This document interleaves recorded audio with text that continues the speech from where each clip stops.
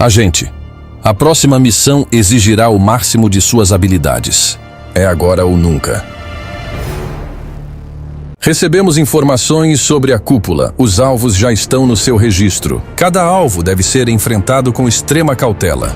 A cúpula possui diversos infiltrados e aliados secretos. Tome bastante cuidado. O inimigo está prestes a causar o caos. E só você pode mudar o rumo da história. Prepare-se, agente. Não será nem um pouco fácil, mas contamos com você. Boa sorte, agente.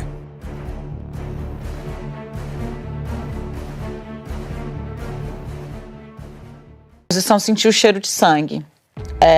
O governo foi muito mal na crise do Pix, acho que todo mundo já falou isso. O governo nem tentou se apresentar para o jogo, não entrou em campo, não quis fazer a disputa política. E eu considero isso, assim, desde o dia 1, um erro inaceitável. Porque tem derrotas que são doloridas, né? Para todos os lados, para quem é governo e para quem é oposição. Mas você não se apresentar, não entrar em campo, ganhar de WO, realmente foi vexatório. E aí o que acontece? Os diversos estamentos da oposição percebem, tem uma fórmula que eles não conseguiram rebater. E 2, será que a gente não está aqui talvez perdendo a oportunidade de trazer para o debate o que é do jogo, né? Questões que podem ser exploradas. Eu vou começar a falar do Pé de Meia, porque eu sei que você tem muita apuração sobre os alimentos. Pé de Meia, gente, é o único programa novo, de fato, do governo Lula 3. É um programa que dá uma bolsa modesta, mas dá uma bolsa para que o aluno não saia da escola, para manter o aluno no ensino médio, para combater a evasão escolar, que é uma praga num Brasil onde a gente ainda convive com muito semi-analfabetismo.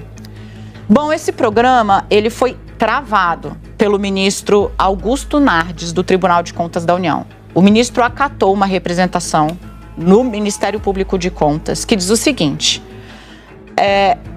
o Pé de Meia vai ser abastecido com recursos de um fundo privado que é formado por dinheiros públicos.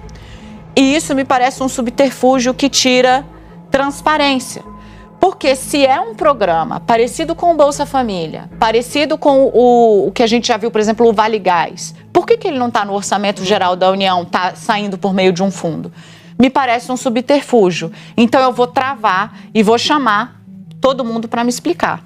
Dito e feito, hoje tem vídeo da oposição nas redes dando uma interpretação mais larga para esse problema. Dessa vez, o governo aparentemente vai se apresentar para a briga na Justiça, então já entrou com recurso. O ministro Rui Costa disse que eles vão tentar garantir que em 2025 seja a execução via esse fundo, em 2026 colocar no Orçamento Geral da União como quer o ministro, e também na política, deputados e tal, falando nas redes para ver se dessa vez freia um pouco o avanço. Gente, é porque vocês me atravessaram com muitas ideias aqui todos, e aí eu vou tentar fazer um esforço aqui. Júlia, qualquer coisa você me joga o celular na cabeça. Não, é que é o seguinte, gente, pela segunda vez o pai da crise tem nome e sobrenome e vai passando assim quase de vítima, é Luiz Inácio Lula da Silva. A história da comunicação que transformaram o novo ministro das comunicações, o Sidônio Palmeira, numa espécie de bálsamo da virada, que ele não é e que ele não será. A gente falou aqui várias vezes na Central, a comunicação é um problema? Deste governo, sim, e de todos os outros também, é um desafio e está em permanente mudança. A comunicação é um desafio para nós que vivemos dela, porque virou um negócio muito difícil. É ela que vai resolver isso? Não, esse está longe de ser o maior problema do governo e está longe de ser a solução. Não será com ele mandando glossário. A esquerda, sabe por quê? O PT tem uma dificuldade tremenda de entender aonde ele está hoje na cabeça das pessoas. O PT não consegue compreender que ele não dialoga mais com o que era o centro-centro. Ele não disputa o espaço com o social-democrata mais. Ele não está mais ali. Ele foi empurrado para um corner e ele precisa fazer muito esforço para andar mais para perto disso. Então a palavra intervenção não vai no Sarney, vai no Maduro. que demorou 1 ano e meio para o Lula entender que, meu amigo, não vai dar.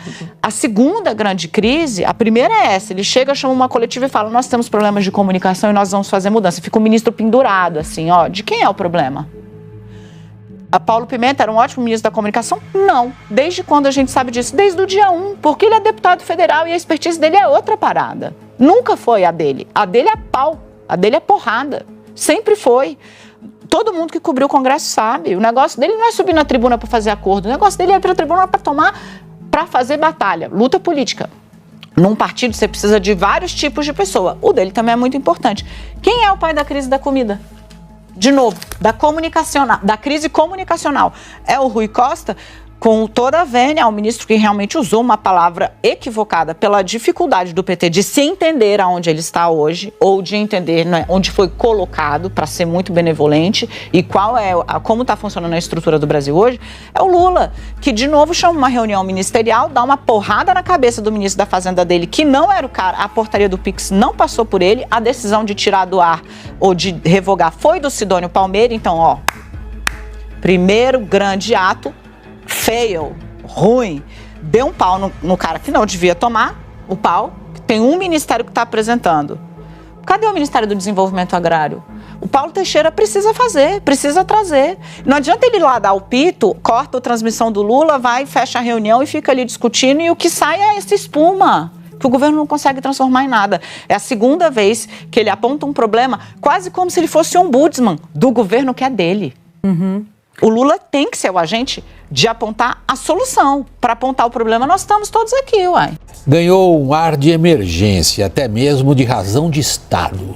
A busca do governo Lula III por baixar preços de alimentos. Eles vêm subindo mais do que a inflação, que por sua vez estourou a meta, pelo menos os preços dos alimentos, pelo menos desde a metade do ano passado. Com o agravante de que a inflação de alimentos tem proporcionalmente um impacto muito maior no orçamento das pessoas mais pobres e um efeito devastador na popularidade de governantes. O governo se encontra agora atarantado para entender o que aconteceu e para tentar consertar um pouco dessa desagradável situação, para dizer o mínimo. A subida dos preços dos alimentos tem várias causas envolvidas, entre elas fatores de mercado interno e externo, custo Brasil e políticas públicas. Leia-se questão fiscal. Todo governo que é contumaz em gastar mais do que arrecada acaba provocando inflação. Seria tudo ainda pior, não fosse a Revolução Agrícola Brasileira, representada pelo extraordinário aumento de produtividade do agro. Mas ele sozinho não resolve. Lula quer logo alguma coisa para anunciar que barateou a comida do brasileiro, algo que gere um bom marketing político. Não está fácil. As tais forças de mercado continuam pressionando preços de carnes, café, açúcar, ou seja, o governo não controla os preços das commodities agrícolas, que dependem muito também das taxas de câmbio e oscilam para cima com a forte demanda, ajudada pelo impulso da política fiscal do Lula III. Ela foi plantada lá atrás. Parte da colheita é a inflação também de alimentos. Para o Brasil, Donald Trump é um verdadeiro tsunami que atingiu todos os setores relevantes da nossa política e economia. Vamos lá, alguns exemplos. Na política comercial até aqui, exportações brasileiras para os Estados Unidos eram pouco taxadas. Vai continuar assim? Na clássica geopolítica, Trump enxerga a China como grande inimigo e o Brasil preside o grupo dos BRICS, que virou um braço da China. Como é que fica a nossa relação com Washington? Trump abraçou e foi abraçado pelos donos das Big Techs e abraçou a briga deles para não serem taxados nem regulados. Com o Brasil, especialmente no judiciário, falando em regular redes, como é que fica? Trump retirou os Estados Unidos do Acordo de Paris de combate às mudanças climáticas, enquanto o Brasil se prepara para sediar a COP30, que trata justamente disso. Como é que fica agora a política ambiental brasileira? E não por último, Trump abriu uma campanha a favor de liberdade de expressão. Ligada ou não essa questão aos interesses diretos das Big Techs, é uma expressão da guerra cultural em escala planetária, na qual Trump assume a liderança das correntes políticas que se convencionou chamar de direita. Como é que fica para o governo de esquerda brasileiro? diante de uma oposição que se sente empolgada e inflamada com a vitória de Trump nos Estados Unidos. Dele se espera até mesmo uma ajuda concreta para pressionar o Supremo no caso do ex-presidente Jair Bolsonaro? Ponto de interrogação. Nenhuma dessas perguntas tem, por enquanto, uma resposta clara ou definitiva. Regular as redes sociais é um importantíssimo assunto, afeta toda a sociedade brasileira e suas instituições. Não é uma questão de marketing, que foi, porém, o caminho que o governo brasileiro escolheu para lidar com uma situação que considera vital no sentido do seu principal grupo político, que sempre tentou o domínio da narrativa, como se diz, seja pelas tentativas canhestras de antigamente, ali se chamava controle social da mídia, seja agora por se julgar inferiorizado em relação ao adversário político no uso e domínio das redes sociais. Diz o ministro Haddad, ecoando o que pensa o PT e o governo, que as Big Techs se aliaram à extrema-direita. Esse é o ponto. O Planalto enxerga a questão da regulação não pela sua imensa importância social, mas pelo seu significado na luta política eleitoral. Nesse contexto, não só a polarização dificulta o caminho de uma eventual regulação, cuja discussão é legítima e cuja necessidade é questão para ser decidida pelo Congresso Nacional. Ocorre que Executivo e o STF acham, vamos lá, gíria, eles acham que essa bola é deles e que vão matar ela no peito, desafiando as competências estabelecidas na Constituição. De fato, o jogo das Big Techs, seu alinhamento com o governo da ainda maior potência do planeta, criam uma nova realidade política. Realidade essa difícil também para sistemas políticos e jurídicos de países da Europa, por exemplo, nos quais há um entendimento muito mais restrito do que aquele que existe nos Estados Unidos, do que seja a liberdade de expressão nas redes sociais.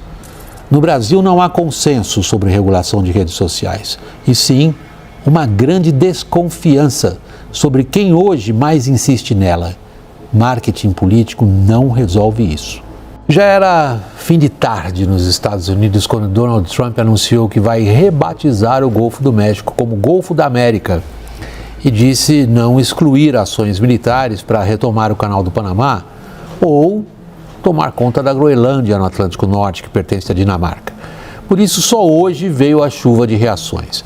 Algumas irônicas, em tom de gozação, como a da presidente do México. Ela propôs renomear os Estados Unidos como América Mexicana. Outras reações foram mais sérias, por exemplo, a do ministro das Relações Exteriores da França, dizendo que a União Europeia vai defender suas fronteiras, no caso, as fronteiras da Dinamarca na Groenlândia. Mas a pergunta é a seguinte: o que o Trump disse é para ser levado a sério ao pé da letra? Ou é apenas mais um daqueles shows que ele gosta de apresentar praticamente todo dia?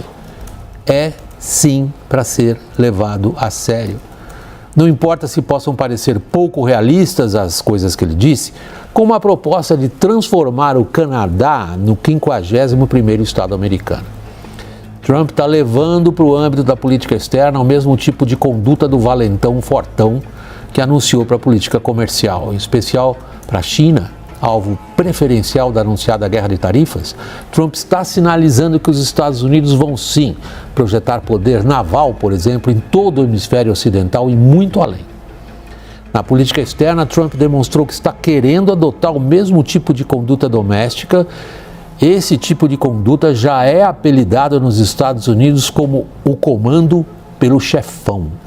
É conhecido no Brasil como manda quem pode, obedece quem tem juízo. Mas há uma importante diferença, sobretudo em relação ao primeiro mandato de Trump na Casa Branca. Hoje, ele tem mais poderes, mas, no mundo, aumentou o número e a força dos países dispostos a desafiá-lo. Em busca de uma saída para a grave derrota política que sofreu no episódio do PIX, o governo brasileiro produziu uma peça histórica. Por medida provisória assinada hoje, é um instrumento que se deveria usar em casos de relevância e urgência. Por medida provisória, o presidente Lula proíbe impostos sobre o PIX. É o primeiro caso de uma regra isentando algo que já não era tributado. A medida provisória era desnecessária, portanto, a não ser como parte da busca pela popularidade perdida. A derrota sofrida via redes sociais, piorada com a decisão de revogar a fiscalização do PIX, reforçou no Planalto a intenção de seguir adiante com a reforma do imposto sobre a renda. Leia-se, isenção do imposto de renda para quem ganha até R$5 mil. Através dessa bondade, o governo espera que milhões de pessoas passem a acreditar que o fisco está preocupado em aliviar o bolso delas e não em enfiar a mão mais fundo ainda no bolso. Pelo menos se espera que uma faixa do eleitorado, que segundo as pesquisas oscila entre Lula e oposição, sinta o mundo assim. Mesmo pisando fundo nos gastos sociais, essa é uma tradicional fonte de votos, Lula 3 luta com taxas de aprovação muito abaixo do nível de conforto para enfrentar eleições disputadas. O que se antecipa agora é mais ênfase ainda nesses gastos, além da isenção do imposto de renda até R$5 mil, que demandam, obviamente, um vigoroso crescimento da arrecadação. Ocorre que a reação colhida no caso, PIX, demonstra ao governo a feroz rejeição a mais impostos. É uma, como se dizia, sinuca de bico, uma situação política das mais delicadas.